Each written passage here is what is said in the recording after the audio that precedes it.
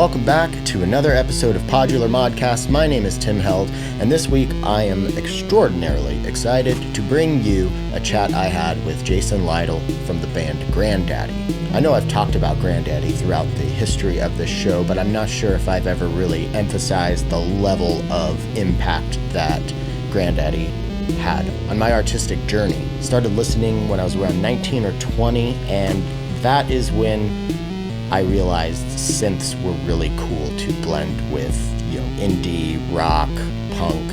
And who's to say whether I would have found synths somewhere along the line, but it was because of Grandaddy's music, especially the signature cascading of arpeggios. That is one of my favorite aspects about the sonic palette that is Grandaddy. So I don't want to belabor this too much and, start going all like super fanboy, but they have been a top 5 band of mine, one of the constants. I get new favorites, new things come and go, but Grandaddy has been a constant, and they've been in, the top 5 from my young adulthood through, figuring out my 20s and my 30s. So, yeah, I'm really excited to present this conversation, and it's an awesome conversation at that. I had a great time having a one-on-one with Jason, so we will get into that chat here in a moment. And as you know, we are in the full swing of the holiday season. Christmas is next week from the time of this recording. So if you're listening to this and it's Monday or Tuesday or Wednesday even before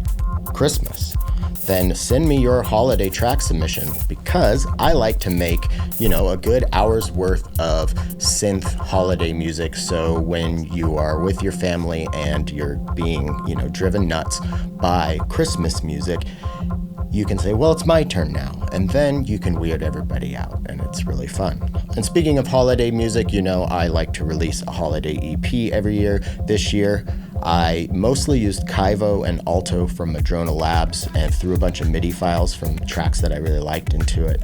And it's kind of fun. It's definitely my most digestible Christmas record so far. So the link to that in the show description. It's on Bandcamp. But again, send me your holiday music so we can together build a nice hour of good, wholesome family programming for the holidays. Also, I know I've been teasing this Patreon, giveaway thing where I just post stuff on Patreon randomly and then it's first come, first serve. I'm going to be doing that in the new year. Like I said, I've got a bunch of really cool stuff, a bunch of blank panels, stickers, cassettes, a bunch of patch cables.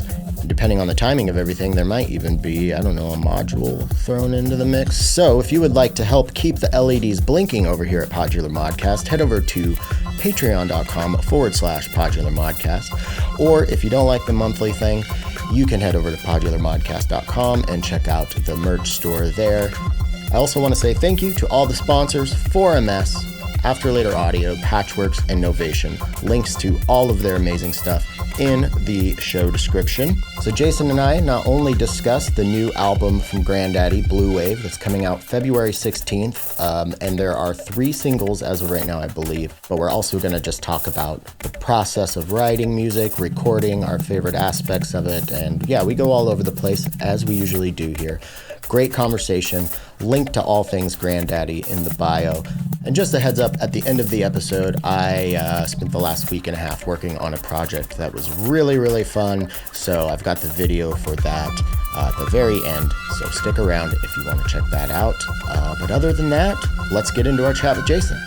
All right, we're going. Jason, this is really, really cool for me. I have to just want to say thank you so much for giving me your time today, because I think I've mentioned in a message to you in the past when we first started chatting about doing this. I can say pretty confidently that this show wouldn't exist without Grandaddy, because that was my intro to synths. Wow. And then I was watching your Amoeba music thing, and I was like, oh, that's it. Just like a lot of things were kind of like locked in. But I grew up in a small town in Roslyn, Washington, where the show Northern Exposure was filmed. Oh, remember that show, Northern Exposure? Yeah. My friend just gave me this cup. So not a lot of access to music, it was pretty much in my town, we had one radio station, and you could kind of get some of the Yakima, Washington ones in like real fuzzy, but it was just country. So growing up, I was, I listened to a lot of country. That's what my family listened to. And Roy Orbison, I know he's not country, but like one of the first like things that got into my soul. And I feel like a lot of things have made sense just kind of in preparation for this. Like yours truly came out, your first solo record came out while I was working for the Forest Service doing pedestrian survey for archaeology way up in the northeast corner of Washington State. I lived in a bunkhouse, and I showed up before everybody else. So I lived there for a couple of weeks by myself out in the middle of nowhere on this lake called Sullivan Lake. And I actually brought up a desktop computer, a Yamaha like CS2X or whatever. It was my first synth and my acoustic guitar. And I basically made an album that luckily isn't anywhere on the internet anymore. That was just the most derivative Grandaddy thing. I even had a yard sale song that was like, in retrospect, was clearly like lifting off of, Where I'm Anymore. So yeah, this is really, really cool. And I was thinking about it. I actually kind of like had this moment, this surge of a little bit of anxiety last night because, I've been listening to your music for, 20 plus years and such an influence. And I was like, you get to have a conversation with Jason tomorrow. Like, that's pretty cool. And it kind of like hit me because I usually don't do a whole lot of prep. I just like to have conversations. So I was thinking to myself, like, what over the years is it that I would have wanted to talk to Jason about? And it's always been, I think, your love of nature. Obviously, you're super into hiking and camping, and the way you have throughout, all of the evocative words, like in the lyrics, I feel like I don't know, you like, it was like things that I felt but couldn't explain, but this just weird kind of like, seeing the refuse of man's commodities out in the middle of the forest somewhere, and just like that feeling of like just kind of angsty ennui or something. I don't know. I think it was having me, like, I was occupying like these philosophical mindsets that my 24-year-old brain or whatever probably like couldn't fully grasp. So yeah. I've been trying to find a way to turn this into a question, but yeah, I just wanted to talk about, like, I think that's what maybe drew me into your stuff so much was, like the, alternative kind of rock feeling of it, indie rock with a little bit of a punk thing going on. But then like, oh my gosh, synthesizers. I thought that was for, techno or whatever. I didn't even know what techno was. And then the melodies, and then the way that you kind of, I don't know, it's like you do something that feels like older country music, like that I grew up loving and still love. So how did that I think the reason why, like very early on, that whole blend of synthesizers and rock music was confirmed to me as being okay and totally seamless and nothing to be ashamed of by the fact that, like, one of the bands I was most earliest influenced by was the Cars, and I think it was actually probably one of the first albums that I bought with my own money was Candy-O. Okay.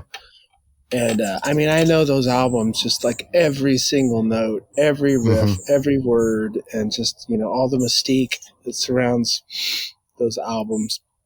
So the whole idea of like, can I blend, like, and not even just like, can I like feed in some synthesizer? It was like pretty much just like the guitars, like the synths and the guitars shared equal space. They weren't like, it wasn't just like an accompaniment. It was just like It was like, all right, you take it now. All right, you take it now. Guitar, synths, and blended like very clearly and prominently both the instruments. So that's why the idea of and then I think it became a little bit more difficult for me to find like non-forced or non-contrived versions of that later on, just like hard rock with like synthesizers in it, unless you're just going down like a blatant like prog road, you know. And I wasn't really, I can't say that I was drawn to or I was familiar with like a lot of prog rock. Although every now and then, you know, I'd hear something weird, you know, I'd hear like, you know, Todd Rundgren or like, you know, some random Genesis song or, you know, something by Peter Gabriel. It's just, and there was always just like, it was always very reassuring to me, or I was pleasantly surprised when I heard ethereal elements and like synthesizers blended with, you know, what could be considered rock music. And it sounded not forced. It was just like, it worked. And, yeah.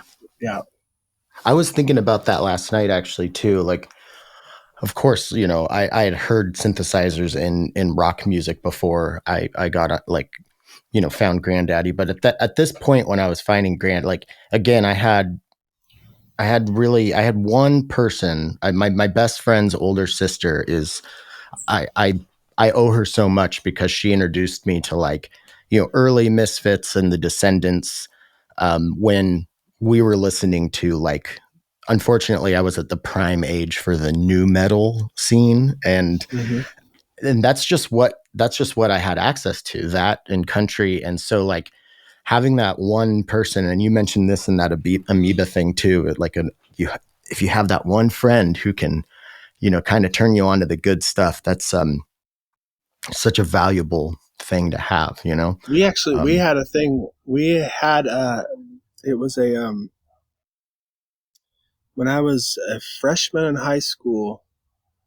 It was God, what the hell was it? It was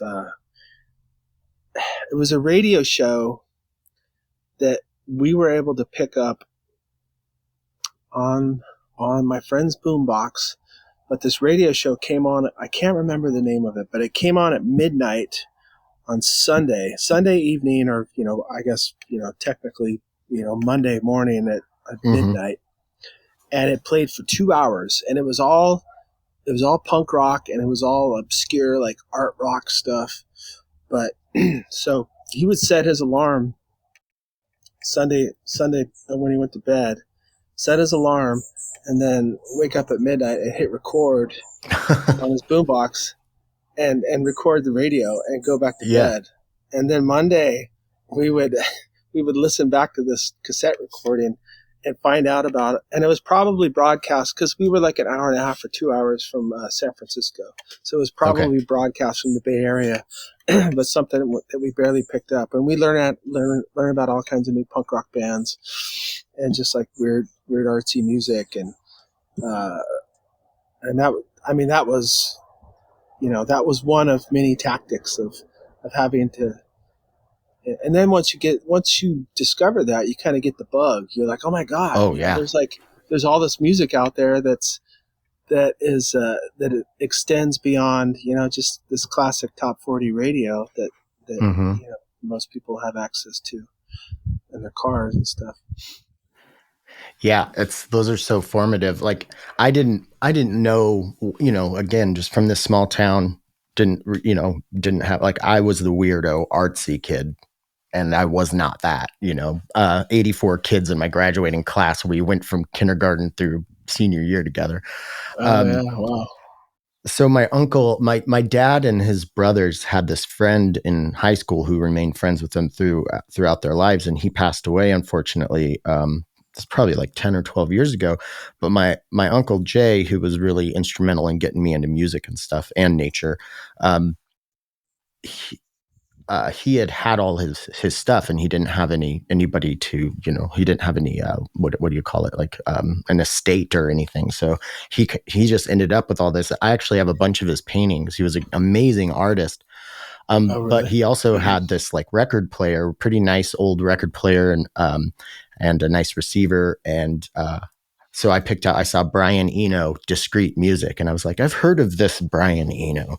And Discreet Music just kind of cracked my, like, I feel like Grandaddy was the first step into being like, oh, synthesizers. And then I was like, oh, music can just be sounds. It doesn't have to, because I was feeling very lost as an artist, because I started noticing that I was basically just like, I couldn't express what I wanted to express. And I think I was just, trying to, I was trying to do a grant my version of Grandaddy, and then realized that I was just like a little too close to that. But yeah, it's just so funny how these things happen and they kind of just like spur you on.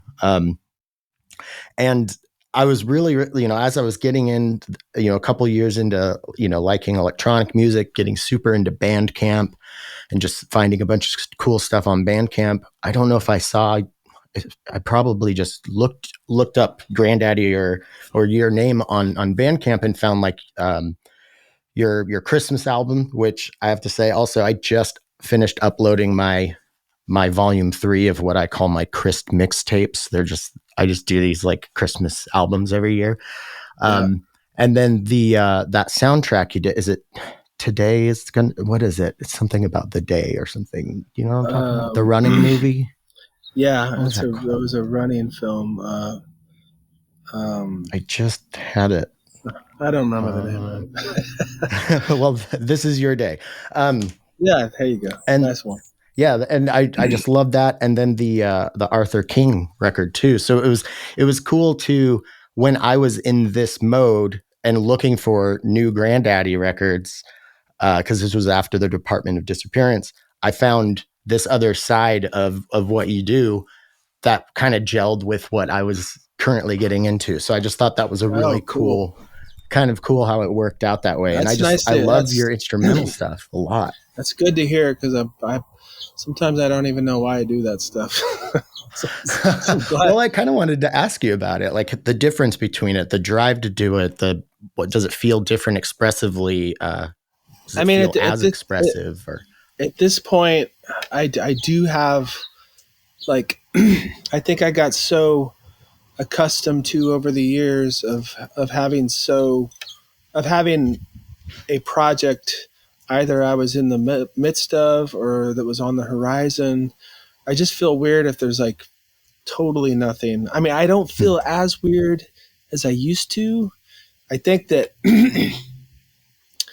my drive is kind of, I get enough enjoyment I get a lot of more enjoyment. Like I don't like music isn't a requirement, or creating music doesn't feed me in this necessary way. It almost like, not to sound depressing, because it's still there. It's just like, I just have to really be excited about something. Mm-hmm. But I feel like if I go too long and I'm not doing anything at all, then it feels kind of weird. So even if whatever I'm doing is kind of at this low level and it's, not as super focused or really intense, it's just something I'm just kind of working on. I feel like I have a toe still in what it is that I do. And I'll record covers every now and then just for the hell of it. But I mean, it also should be mentioned that, I sit around and I play the piano like all the time just by myself. Like I'm not recording anything. I'm like, I still sit down and like just strum the guitar and I have fun, but mostly it's piano. And it's my piano's in my bedroom. I walk by and sometimes I can't resist. I'll just sit down and I'll play it, and I'll just, in between, like, waiting for water to boil while I'm making some food, and I'll run out and I'll play some stuff. It's very like well integrated into my life, to where I don't feel like I'm ever totally without music, but the need to like, record something and release it and get some sort of feedback is just not really as doesn't mean as much to me as it did at one point. Right. Well, I was that's kind of touches on something I wanted to ask you about, because I think I always have some sort of like big idea and they can change within a week, but a lot of these big ideas, they might not come to fruition, but I've learned to like be okay with that and actually use them as more of just like, well, I like doing it, whether it's trying to write a screenplay or make a little short film or making an album or whatever. But yeah, I as I've gotten older, I used to just if I was playing a show that night, it was always just I hope a lot of people show up, and after a while, I just start questioning like, what is my motive? Like, what? Like, I've played to 20 people who are all really into it, but I was still bummed because there wasn't 200 people there. And now I wish I could go back and be like, 20 people who are really into it is better than a sea of people kind of standing there. So yeah, the drive becomes different. But one thing that I've been very thankful for and happy about, and it is my continued. I this is going to sound so pretentious, but I am an artist. Like, it used to be about, when I was a kid being a rock star. Oddly enough, I never thought about like the money or like being like, when I had these visions of being a rock star, it was never because I wanted to be rich or anything. It was mostly just because I wanted to do the thing, and I still want to do the thing. And so I feel a lot less pressure to present it to the world or something. And so, yeah, like I used to write lyrics and sing. I've been a singer in a lot of bands, and I haven't released anything with vocals on it in like 12 years, but I still love to get my acoustic guitar and sing on the front porch by myself. Like, that brings me great joy, So yeah, it sounds like, like, I guess I'm just kind of paraphrasing what you just said, but I guess this is the question. I mean, some people can't, they can't make that disconnect. It's like, every time you pick up the fucking guitar, it needs to be something that, you're just like, all right, I'm on to something here. I mean, yeah. And I'll still do that. Like, I'm constantly, taking down ideas onto my phone. I'm like, wow, this is actually pretty good. Because I still believe in, if my guard is down and I'm just playing for my own enjoyment, that's usually when the most interesting stuff comes. But I know myself well enough to where it's like, you know what, I'm going to record this because there might be a nugget in here. But I'm not. Yeah. It's never like the sole intent. It's not like, it's like, all right, put the phone here and I'm going to come up with something cool right now. And it's you kind of learn over the years to sort of, how to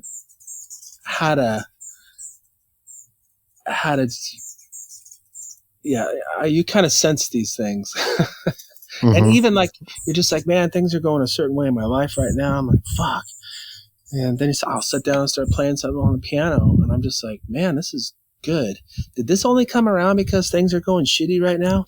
Totally. Well, yeah. And then you actually start to predict that. And then, I mean, and I don't think there's anything wrong. All that is just, that's the way our brains function. Our brains are always in kind of prediction mode. They're always kind of like, wondering what's going to happen and how does this compare to the last time you were in this situation. It's like, that's just the way that our brains work. So I don't think there's anything wrong with utilizing that intel and absolutely, yeah, using it to capture ideas. Yeah, and I think I mean, this could be naivete, but I think I'll be 40 in February, so I've spent a lot of time, just again reflecting on motivate, like, what am I after? Why am I doing what I'm doing, and like what are these expectations that I need to learn how to kind of temper or, not put too much stock in or something. Well, one thing that I noticed, I and this one snuck up on me. I feel like and this is only, I mean, everyone has, everyone's made up of different stuff. and maybe might have their own, varying,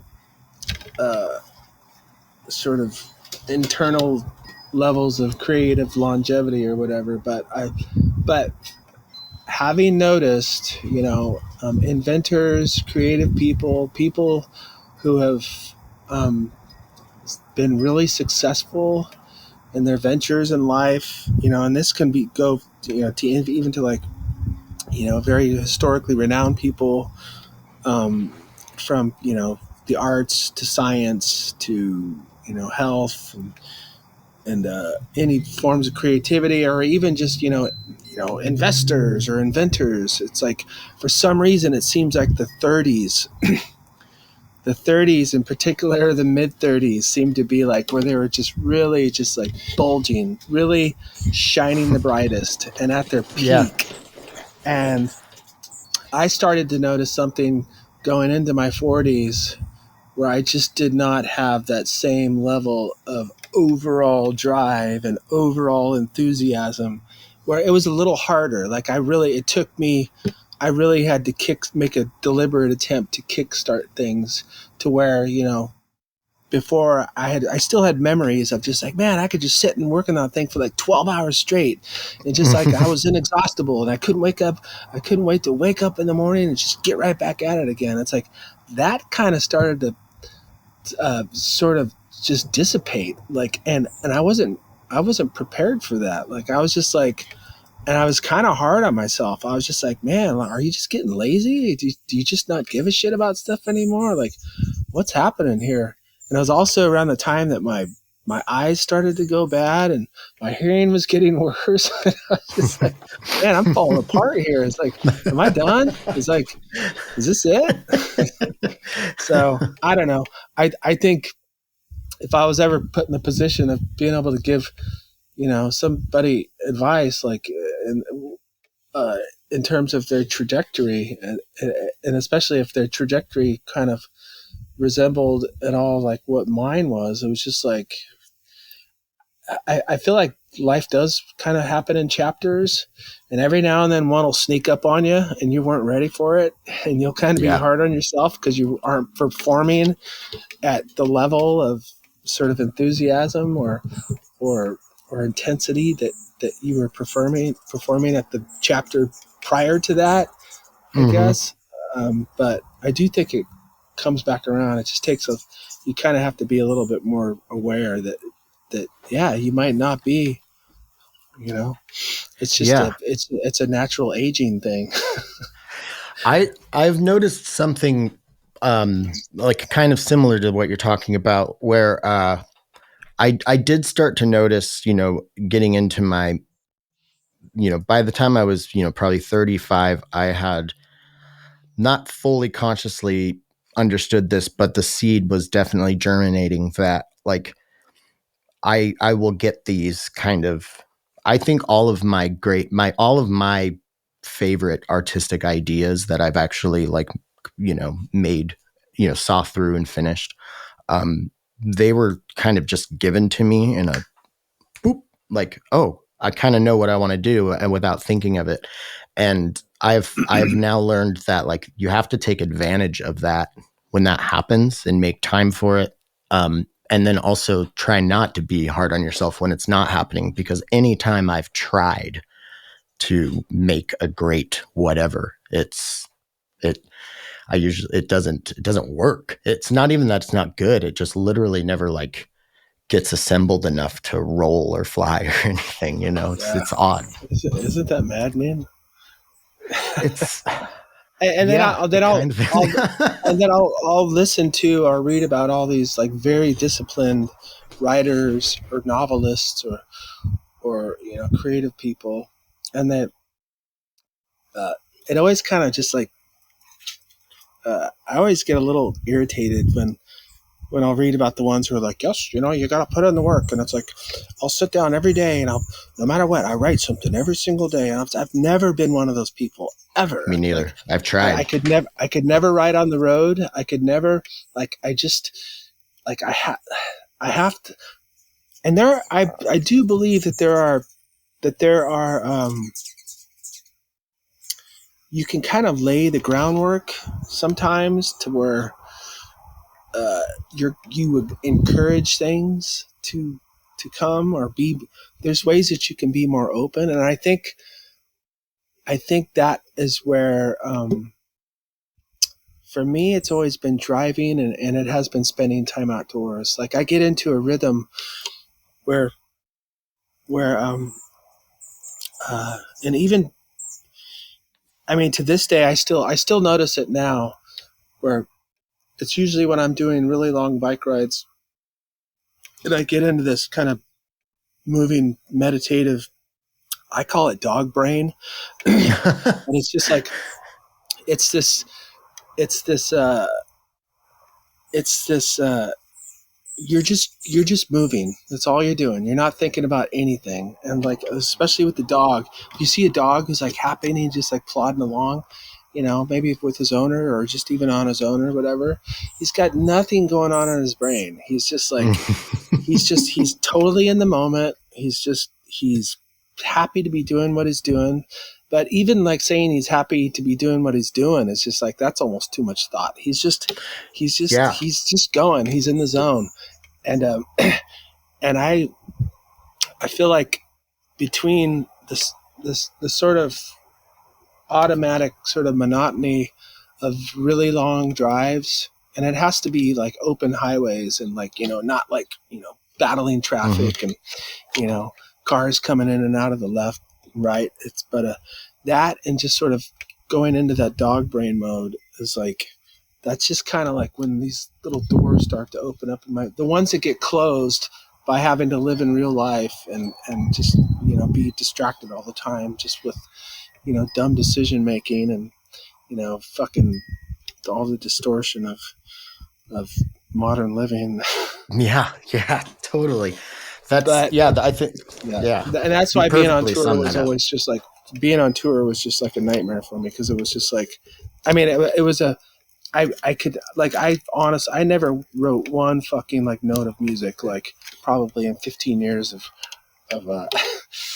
well, I mean, I understand that's like travel. Pretty grueling day-to-day lifestyle too. That's, like and I think for some people more so than others. I was just like, I need like a lot of quiet time, and I just need to be alone just to kind of figure things out. And it just never happens. It never, ever happens. And like the more kind of breakneck the pace gets, it's just, and then it becomes, that's just what you're doing. I'm just trying to keep up. I'm just trying to like, fulfill my obligations and not be a complete dick to people around me, which usually just means I get really quiet.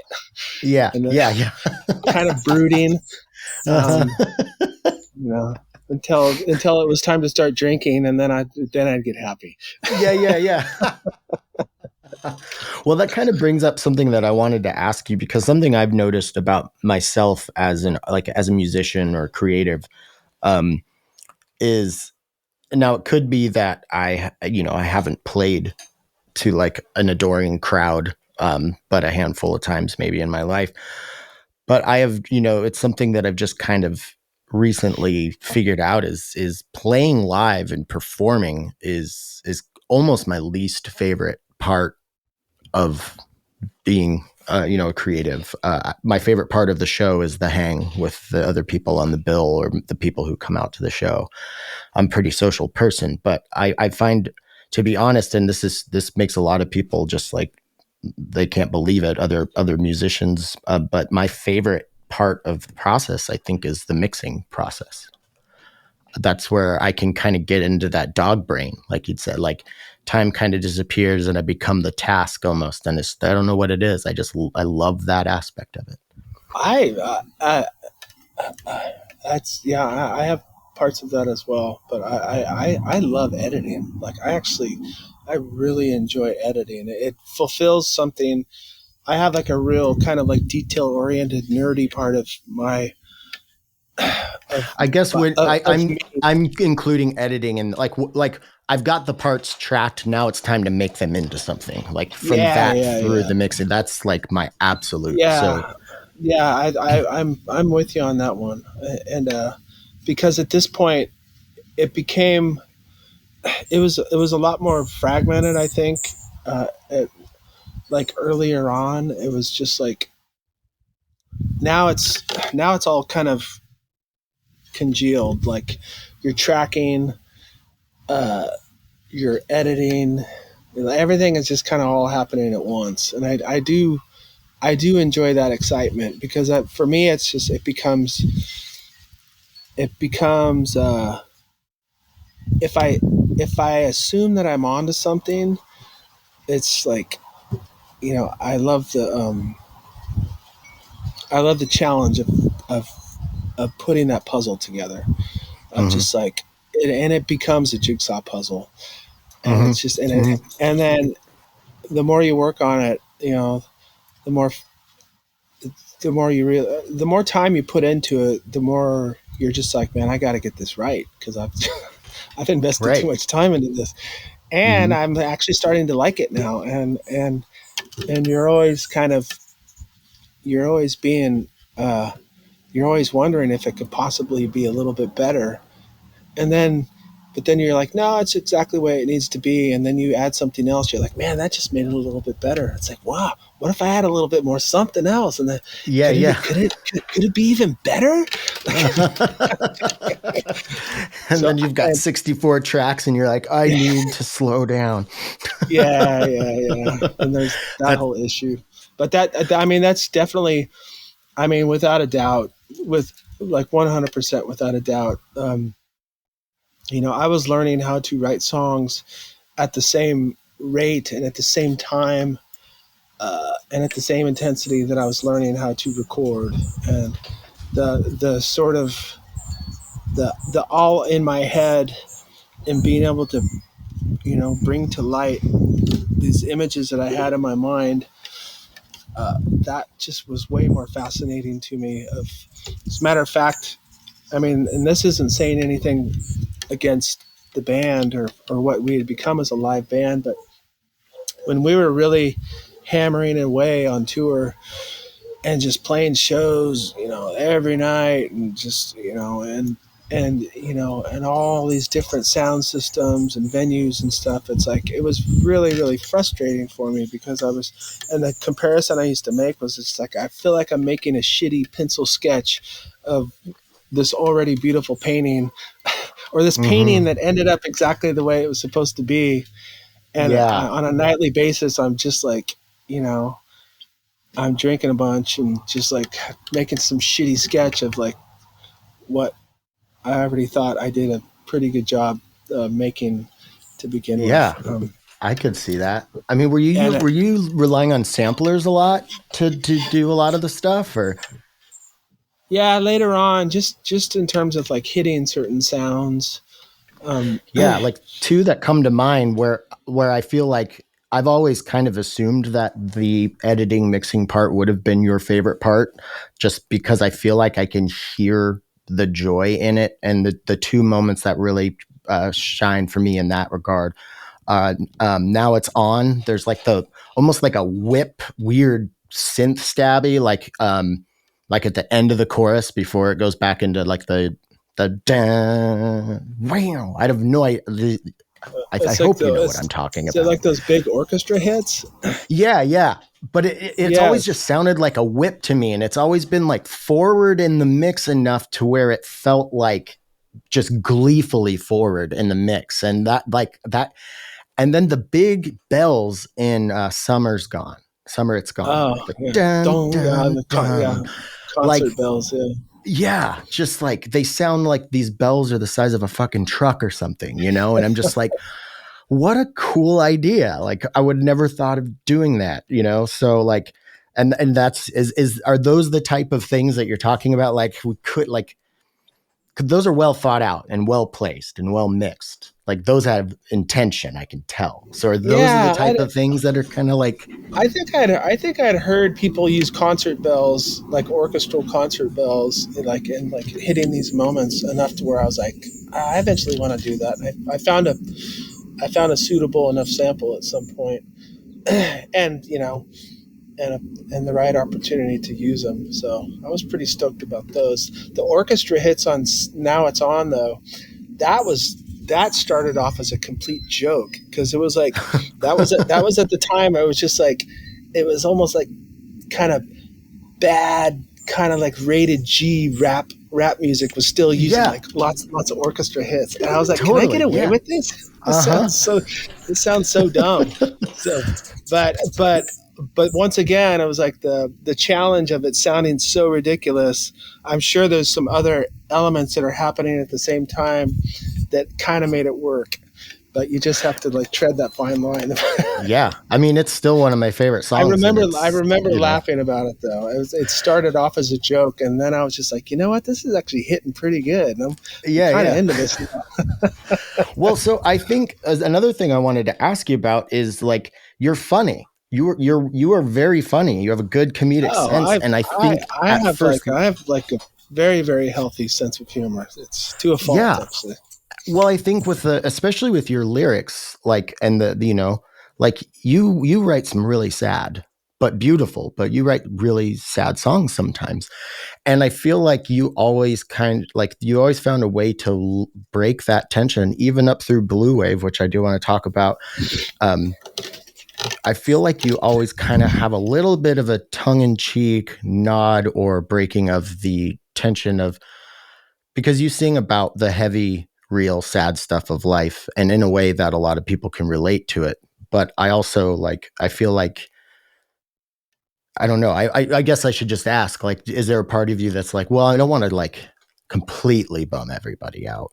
I got to do some like, I gotta add a little bit of, and it's there a lot of times subtle, Yeah, I mean, I'm definitely the guy that'll find something to joke about at the funeral, just me too. Just to counter the fact that like everyone is like so distraught and bummed out, and I don't know. I think it is because I'm so sensitive. Like I'm very, I'm very.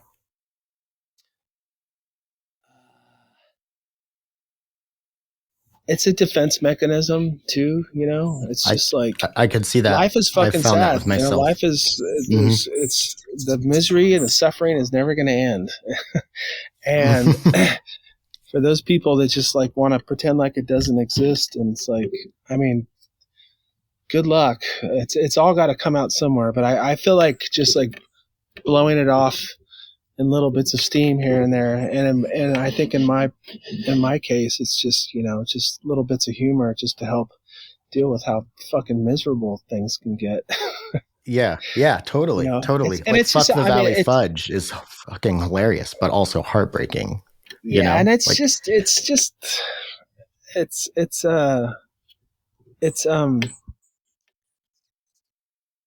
think at the end of the day, it's also just it's a reflection of me, of the guy who's writing the song, and that's how I am. So that's how it's going to come across. I'm not afraid to sing about the sad shit, but it's just like,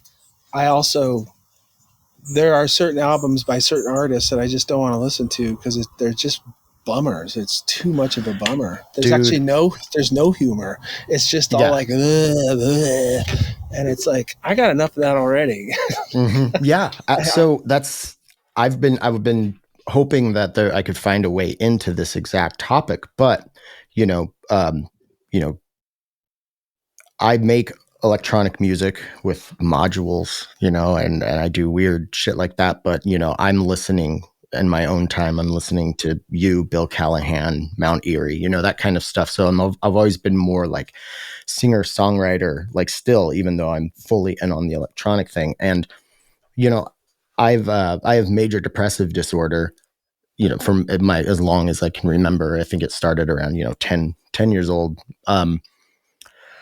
And there were I won't name certain bands, partially because I'm a little embarrassed, but also like because I don't want to throw shade. But there was one band in particular that I just like I was like, I can't do this anymore, because looking back, I wonder if they if not they didn't do it to me, but my listening to it, and I wonder how much I kept myself in this headspace because I was relating to it so much.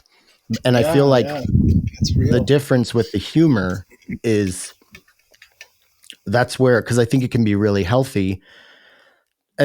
So this is, sorry, I lost my place, but listening to Blu Wav over the last few days intently with headphones, and getting that, especially on a train or a bus.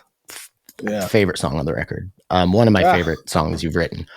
Thanks, man. And what it does for me, like that, it's weird to enjoy a forlorn feeling. And, it's the easy thing that people say a lot is, oh, because it makes you feel less alone. But I understand that, but that's not how I feel about it. When I just feel like I'm hearing a representation of what I'm feeling. So like on a train or a bus, like I was listening to that really intently last night, the lyrics, and I think like the way that song sounds is how I feel when I'm just kind of lonely, but not like super, super sad, but just kind of lonely, especially like you're, on an all night flight. And then like you get home from the flight, and then you got to take a bus or a train. So it's just all this time in your head spent alone.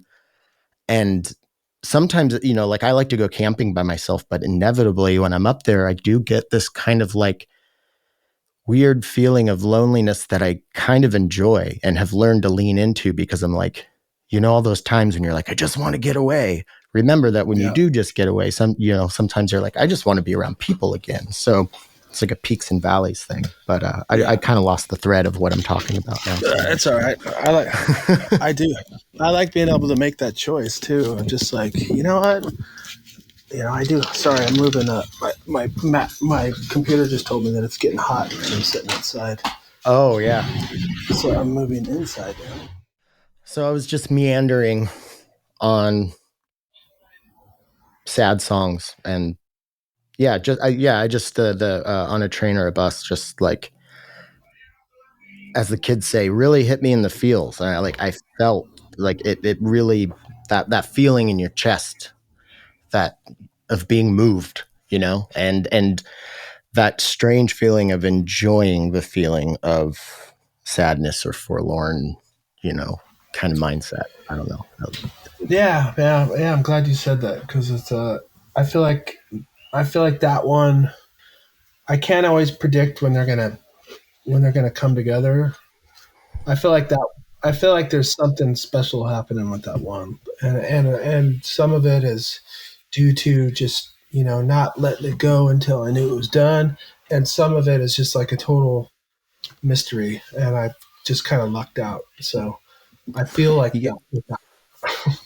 yeah, I feel like, I don't know, like whenever I've made something that I feel is something that I would put into the bin of what I'd want to be representative of my body of work or me as a creative. It's never because I'm trying to make that one. It's just I follow the scent of the feeling or the tone or the whatever, and then it just ends up there. But I feel like with that one, there's something that I heard, something I noticed last night that I just thought was really clever, and I wonder how conscious it was, because I guess it would be. But there's like a foreshadow. There's like a triple thing that happens where your melodic line builds on itself, like it was for the chorus, and the first time you don't get to the second part of the chorus where that's the part that really gets me. But there's just this dusty 2-note guitar thing on the end that kind of caps it off. And then the second time you sing the second part, and then on the third time you sing everything, and then that dusty guitar part also is like a vocal melody. So it's like this foreshadowing thing that I just thought was really clever and very effective. It was clever. That's me being that's me being clever. No, I love that shit though. I love that stuff. I love I love making things come together like that. And and it was I'm glad you noticed that. Yeah. Well, I think glad you honed in on my cleverness. Yeah. I think also, I have, this group of friends, again, kindergarten through 12th grade, and we're still really, really close. And we all loved the same stuff in high school. And then as we all kind of go about our separate ways as adults, we come back to each other and say, you're going to love this, And I started realizing that everything that I was drawn to wasn't for them. They kind of stayed a lot in the metal, they aren't, I don't want to sound pretentious because it's just different. It's not bad or good. It's just that they were not seekers in the way of finding more in music. And like you were talking about earlier, just, when you get on the hunt. And I have had, when I was trying to get friends into Grandaddy, like it's all 4/4 and it's all, like it's simple chords. And it's like, yeah, but like, I think, like how a good writer, like there's that sense of economy with words or something, but like when you can take a quote unquote simple song structure, like, with a handful of chords, but then you can add those little twists. That's where the goodness is. That's the business, Yeah. Well, it's funny because the irony is I love a lot of that music as well. It's like, I love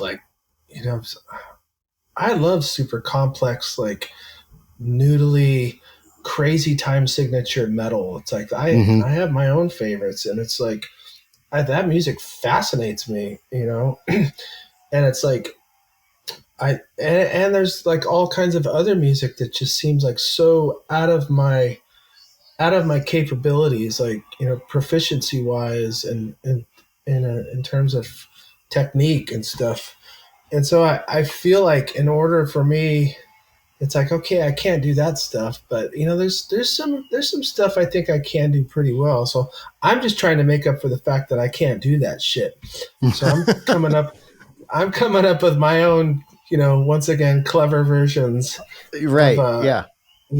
It may be a little slower and it may be a little subtler, and but it's there. Yeah. Well, I just feel like those are the adornments. Those are the ornaments on the tree, for lack of a non-cheesy example. But, it's playing to your strengths too. It's like absolutely.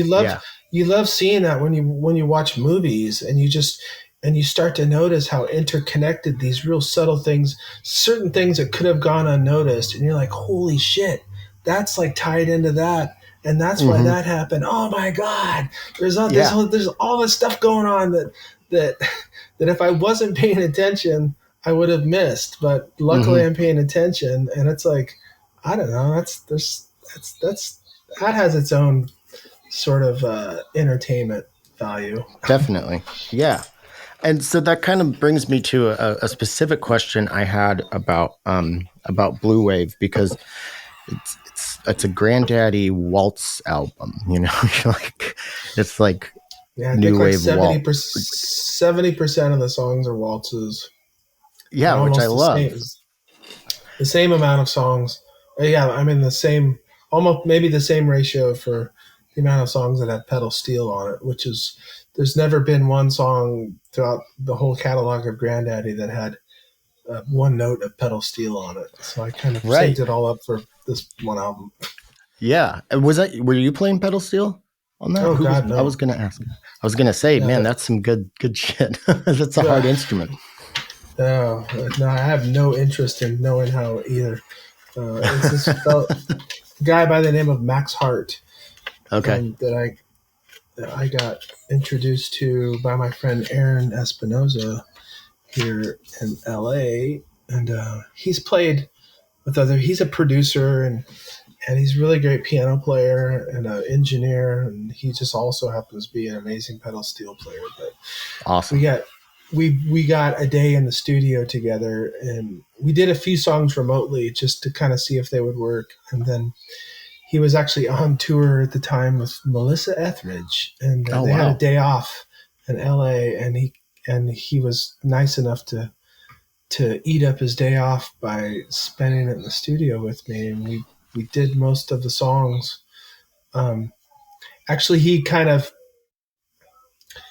had rehearsed prior to that, but we ran through all kinds of ideas for each song, and then knocked most of them out, and then I took them home and spent like the next week or so kind of editing things and making it make sense. But I think it was crucial for him and I to be in the same room together, because he did a really good job at we had nice discussions before each song, and then there was a lot of the interplay made a lot more sense, rather than someone who was just like just kind of throwing it all over the place and making it like an editing nightmare. It was actually easy to piece together. Well, the first thing I noticed about it when I started just hearing pedal steel come up more and more on it was that this was somebody who's very proficient at it, and because I think a lap steel can get thrown right off the bat. You should have known right off the bat it wasn't me. Well, I was like, did Jason just hole up in a bedroom for a summer and just practice pedal steel or something? Oh God, that's like saying, did Jason just decide to become a computer mechanic? That's crazy. So I'm not going to keep you too much longer. We're almost up here at an hour, but I wanted to make sure we did get some Blu Wav conversation in. And I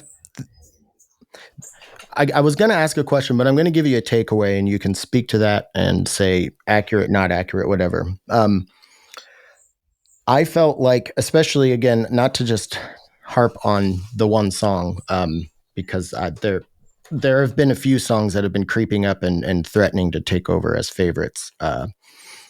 But I feel like you really captured something that I love from the best of the older, not older, but but the best of the 60s, 70s kind of era country that led to the jokes of my dog, my cat, my dog and my wife left me, like how everything's so sad. But like Marty Robbins, You Gave Me a Mountain, George Jones, He Stopped Loving Her Today, and like If I Could Only Fly by Merle Haggard, or like these are these three songs that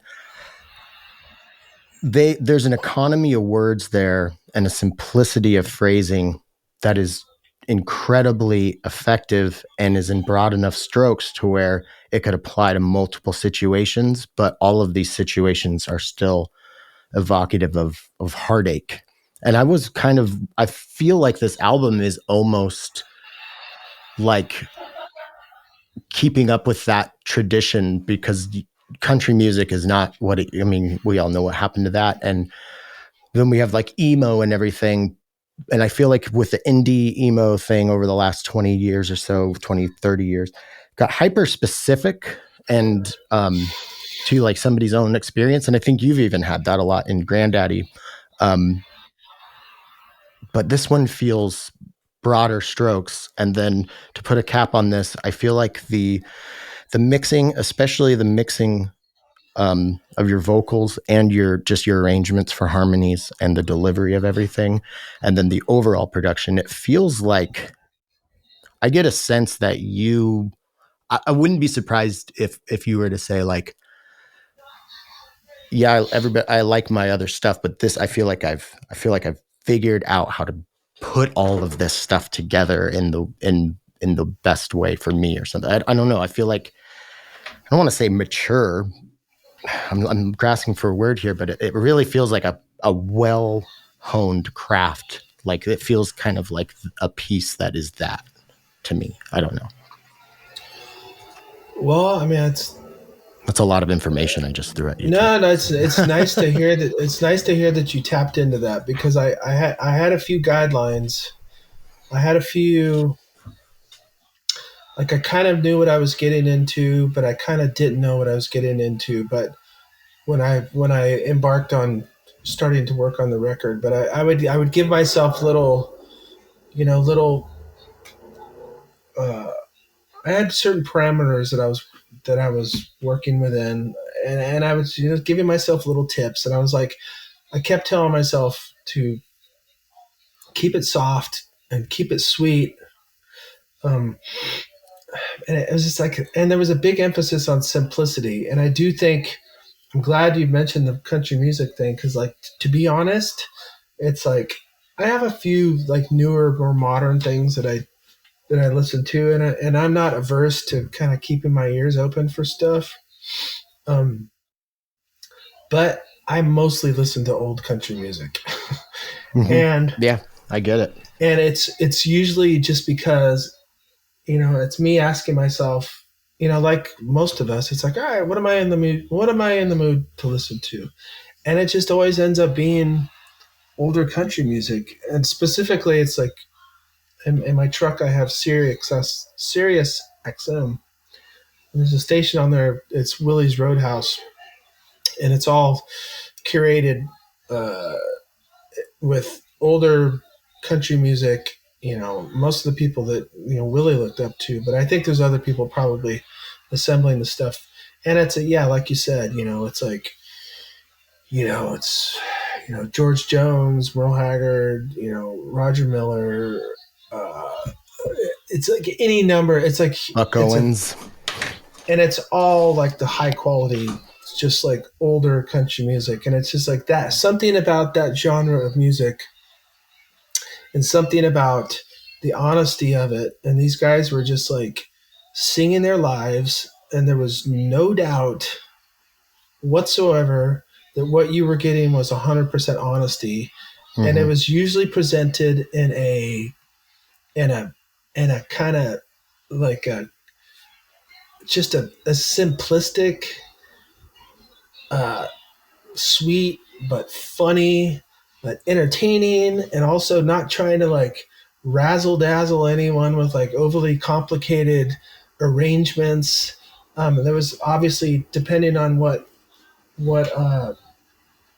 phase we're talking about, in terms of orchestration and all that, it did vary in terms of, more raw or like more orchestrated or whatever. But it was just like, I never have to doubt like the legitimacy of what I'm hearing when I listen to that music. And there's not a lot of genres, or there's not a lot of music that I can find that in today. And that's not to say that it doesn't exist, but it's also, and I might be a little biased. It's like, I don't want to listen to the trials and tribulations of some 19-year-old. Like, I want somebody who's lived a fucking hard life. Totally. Yeah.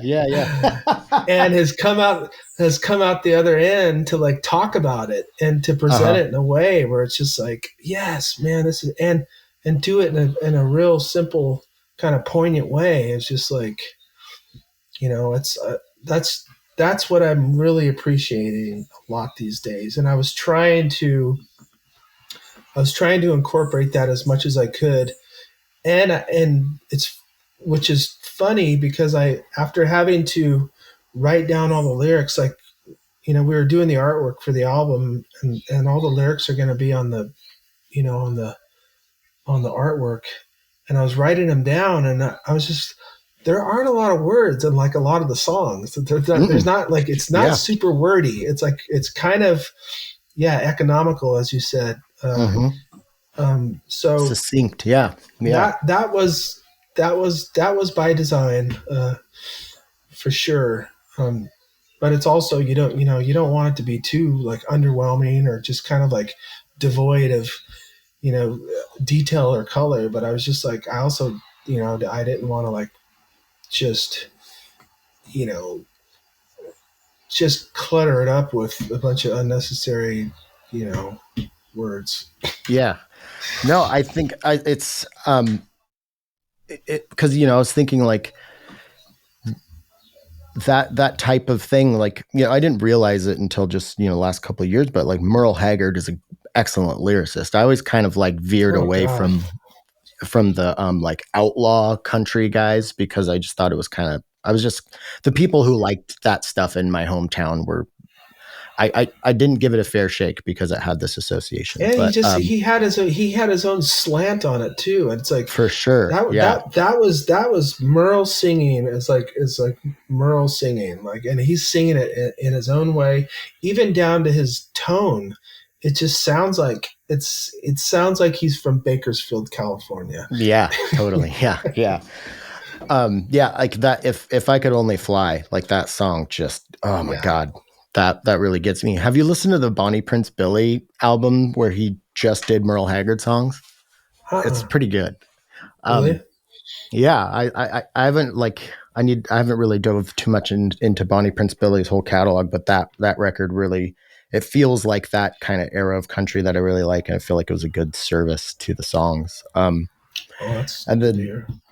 Yeah. And I think, what's really cool to me about what we're talking about as far as Blu Wav goes is the only other place that I have been getting that kind of, itch scratched outside of, the older country stuff is, Bill Callahan's last, handful of records. I'm actually going to go see him on Sunday.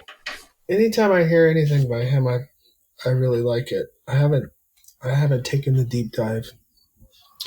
I think you would knowing what you like. I'm appreciating lyrics like a lot. It's like I feel like he's a really good lyricist, right?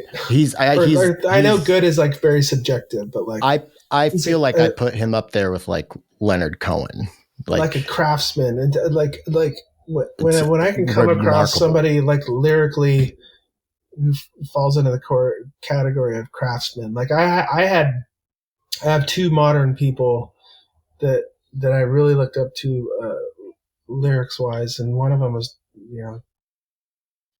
David Berman, which obviously unfortunately there's a song about him on his latest record, actually, last one at the party. Really? Mm-hmm. Oh wow, I'm gonna write that down. But you know who else? And they just came out with a new record, is Rennie Sparks from the Handsome Family. Are you familiar with the Handsome Family? No, I'm going to write that down. No. Because I'm always on the hunt for lyricists. Like, lyrics are number one for me. She's one of my favorite lyricists, and it's really kind of funny and a lot of nature, but it's also dark. But they're a husband and wife duo. What are they called again? The Handsome Family. Handsome. I've heard of that. Okay. Yeah. Okay. But they just made a new record too. But they've made a handful of really good records. I think the Bill Callahan record, "Shepherd in a Sheepskin Vest," that one's pretty awesome lyric wise because it's kind of like deals with the birth of his son and the death of his mom, kind of all in one, and he sings about like the heavy, but it's always lined with like the beauty you can take out of it, but without any sort of hallmark cheesiness. Like, yeah, he can move me to tears. Like, yeah, I think you would get a lot out of his lyrics, and he's so slow and deliberate that again, people are like, this is so boring, and I'm like, oh, but if you just got into it, you would know. Yeah. Also, John K. Sampson. Do you know the band The Weaker Thans? They're like a Canadian band. They're on like Epitaph and stuff, but they're not like that kind of punk. They're kind of like, an indie Canadian band, but I think his lyrics are, so yeah, it's always been like you and John K. were huge influences for me. But yeah, now I'm just rambling, and you got to go. You've got stuff to do. But I like to give everybody the last few minutes of the show to scream whatever they'd like from the modular mountaintops, even though we didn't talk about modular at all. So what? Me scream what? Whatever you want from the modular mountaintops, whatever that means to you. Modular mountaintops. I'm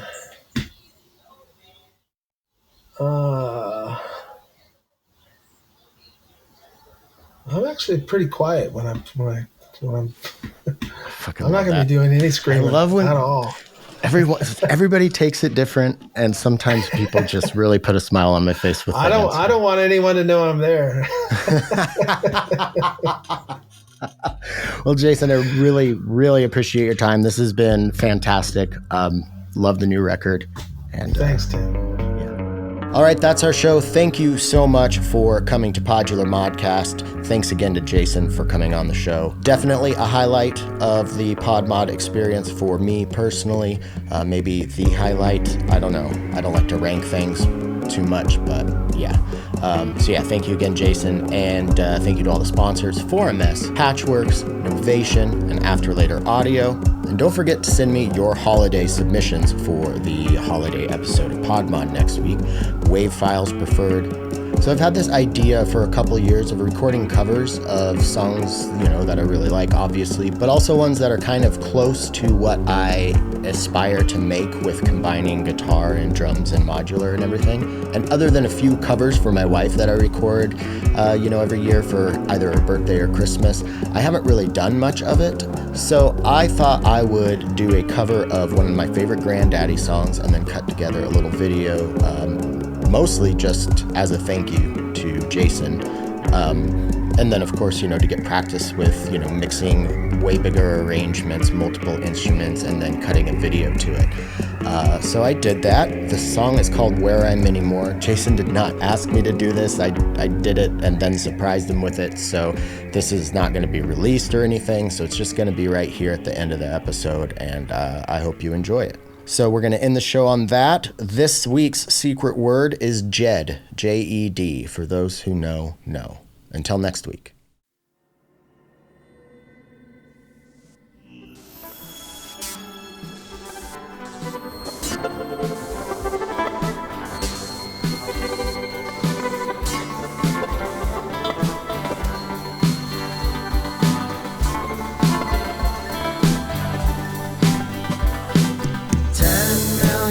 Of plastic baby stuff there beyond the door.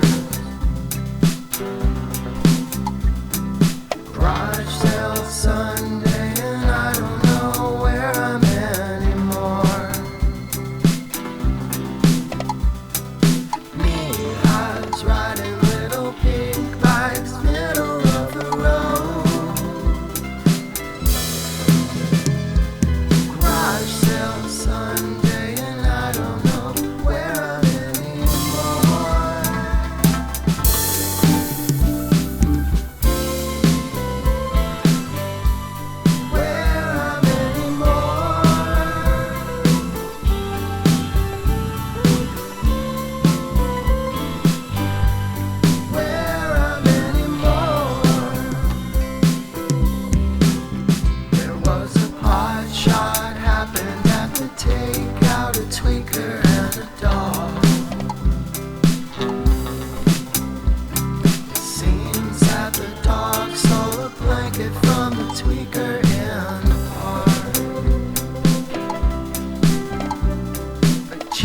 Shots happen.